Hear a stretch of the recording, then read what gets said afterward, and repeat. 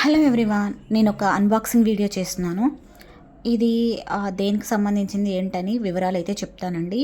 ఇక్కడ పర్పుల్ యాప్లో నుంచి తీసుకున్నాను.